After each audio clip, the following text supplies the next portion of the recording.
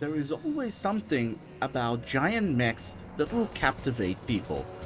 Our own bipedal form, roaming futuristic battlefields, clad in tons of armor and armed in powerful futuristic weapons. However, without a good story, there's not much that will keep players playing, and so some of these franchises have developed their own lore and backgrounds for over decades.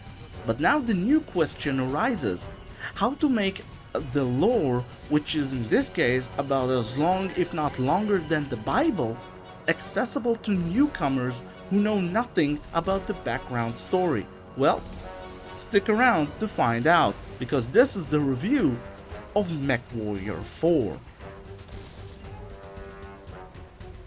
Let's start with the basics. Mechwarrior 4, as I said, is a game about mechs fighting each other. It is set in the battletech universe in which humanity has colonized a huge, roughly circular area of space around Terra and called it the Inner Sphere. It divided itself between several feudal houses who each controls dozens if not hundreds of solar systems, and for some reason these houses just can't stop fighting each other despite having basically all the resources and manpower they'll ever need.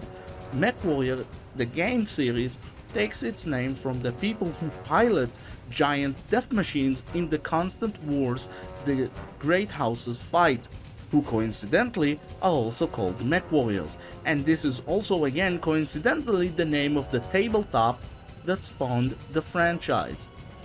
And so these houses fought one another for hundreds of years without a clear victor. Then came a group of people from the outside called the clans. These are not aliens, mind you, just a group of people who left the Inner Sphere but then decided one day to return, which united the houses against the clans.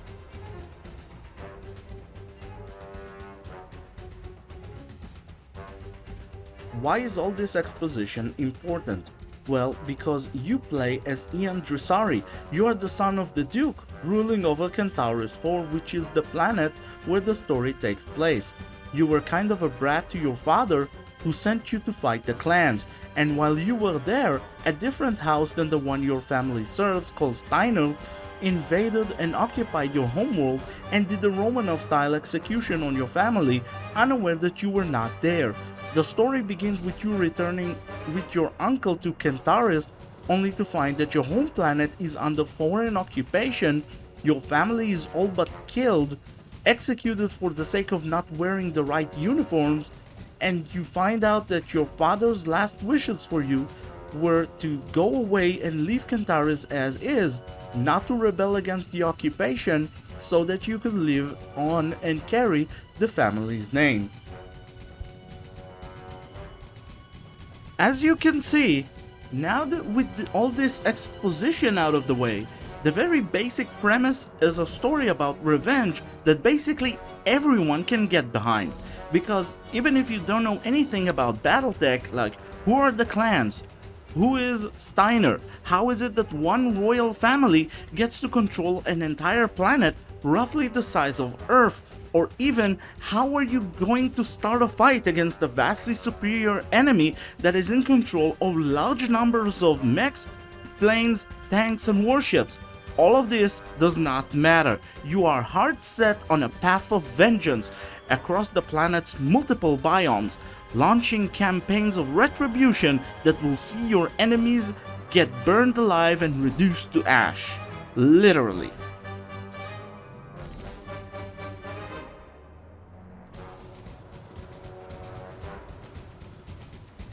Gameplay wise, the mechs feel just as you'd expect. Depending on the weight of the Mechwarrior that you bring on mission, the machine can feel like a Ferrari that, if you're not careful, can get knocked around easily, or it feels like a walking block of depleted uranium that can release a single volley more powerful than 2 tank platoons combined. Light mechs are insanely fast, 25 to 35 tons of armor, laser and missiles zipping around the battlefield at speeds accessing 110 kilometers per hour, which in the moon landing units is about 75 miles per hour. But the trick is that speed is basically their only defense, as they can't survive a slugfest for long and are therefore mostly used for reconnaissance and target painting for artillery. Medium mechs are up to 50 tons, which are somewhat jack-of-all-trades kind of mechs. Some retain their ability to use jump jets, while others can run almost as fast as light mechs, but are generally they bring a lot more firepower and able to mount bigger weapons while also having more armor to boot.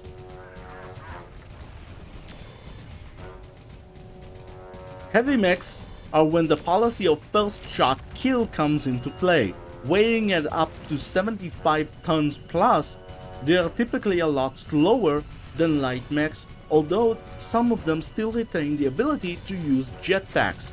The amount of armor and firepower you can bring to the table here is substantially improved, allowing certain mechs to act as certain roles, like for instance the catapult, which is basically a walking MLRS launcher that is combined with a light mech doing recon, can do serious damage to enemy forces from afar. This is also where Omni-mechs get a lot more limelight, because this is where the category that the Mad Cat finds itself in. The Mad Cat is considered by many the ultimate fighting machine of the franchise. It is in essence the common heavy mech, a compromise of armor, speed and firepower, or to be precise, the ultimate compromise of armor, speed and firepower. It was and still is a terrible sight to behold on the battlefield, and I quote, harbinger of bad times, and is revered and feared by the forces of the inner sphere. Heavy mechs in terms of panzer tanks are the Panthers, while medium mechs are the Mark IVs and Mark III Panzers, and the light mechs are the Mark I and Mark II Panzers. This leaves us with the last category that is equivalent to the Tiger family of Panzers.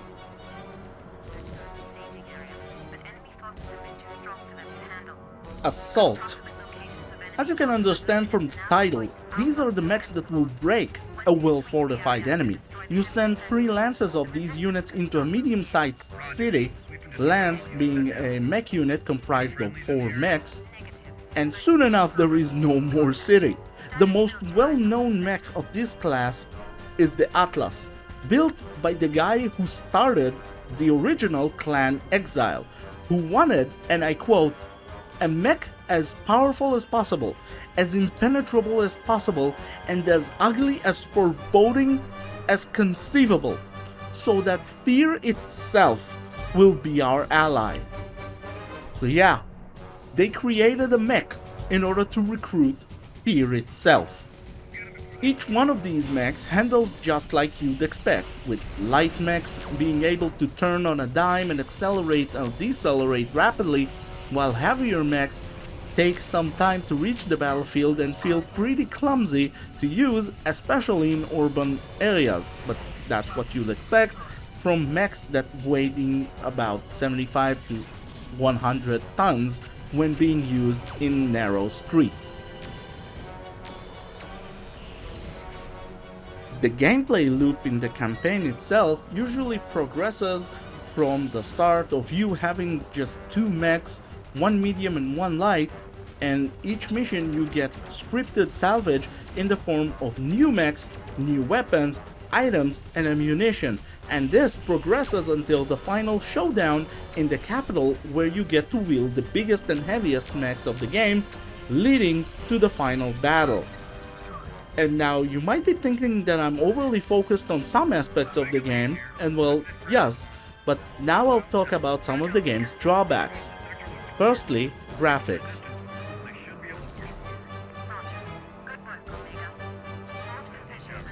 It's no secret that the graphics look absolutely dated by modern standards. This is a game that came out in 2001, in a time where Xbox was not yet released to the public and nobody knew what Halo is all about. I was a 7th grader back then. Today I'm 37 years old and a dad. What did you expect? But I do have to hand it to the game that if you grew up in that era, you'll probably see the outdated graphics as part of the charm. Although again, it is not something you'd expect to age well after 24 years, right? Secondly, the AI is, well, the best that the AI could have been 24 years ago. I mean, sure, your teammates, for instance, don't get stuck in the terrain most of the time, and the enemy tries to move around, especially in close quarters, to be a harder target to hit. But if they see you from a long range, they will have a high chance of just beelining straight at you, letting you take pot shots at them from a distance. And since most stock variants in the game don't have long range missiles, they basically let you pummel them with long range missiles of your own without much fear of return fire. Your squad mates do obey commands, but they are mostly there to absorb enemy fire away from you so that you'll be able to live long enough to complete the objective. They are decent at what they do, just don't expect anything extraordinary.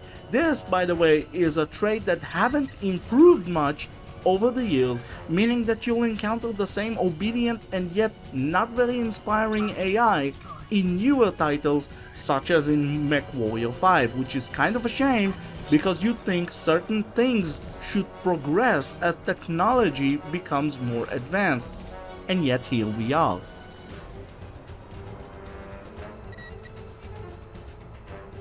And speaking of carrying the mission until completion, I forgot to mention that there is no health regeneration and ammunition is finite.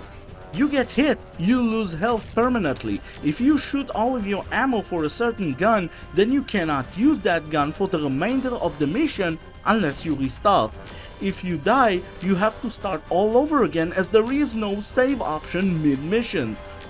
One saving grace that the devs added to the game are mobile bases where you can field repair your mech and your allies and restock ammo, and while they do exist, they are rare to make an appearance and only appear in a few missions, so you can't count on them to save you every time. Luckily, though, the game comes with a built-in cheat menu that you can turn God mode on/off with no detrimental effects to the campaign progression. You can also choose to not use the heat mechanism, whereby firing lasers overheats your mech and you can shut down, or even have unlimited ammo.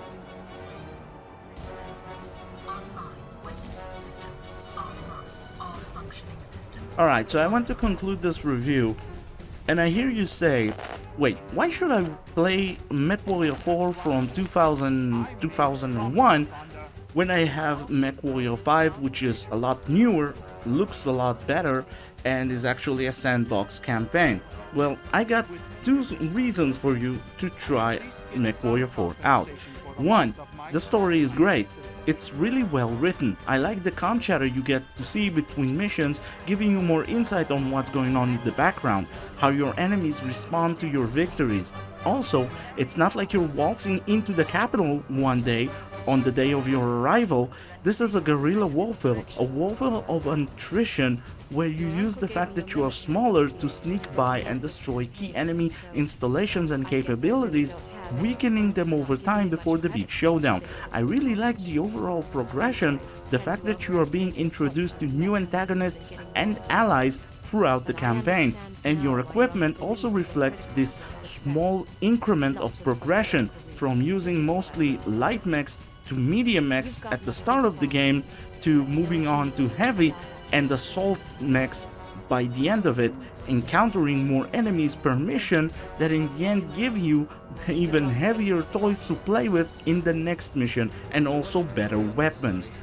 it just feels very well written, very well paced, and well thought out overall.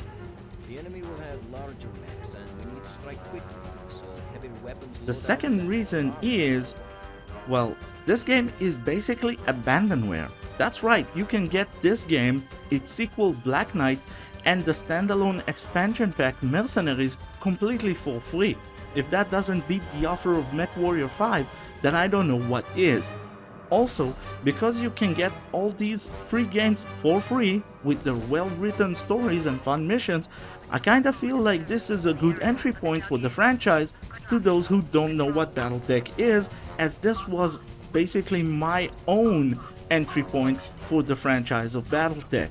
And if you played these games and got curious over the battletech lore, there's always Sarna Wiki, which encompasses every lore bit of the battletech universe for your reading pleasure.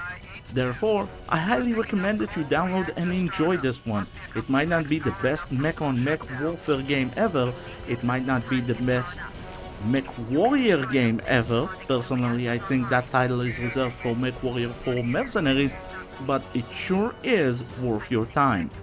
So I hope you found this review helpful. Don't forget to like and subscribe, and tell me in the comments what more games you want me to take a look at, and until then, I'll see you around.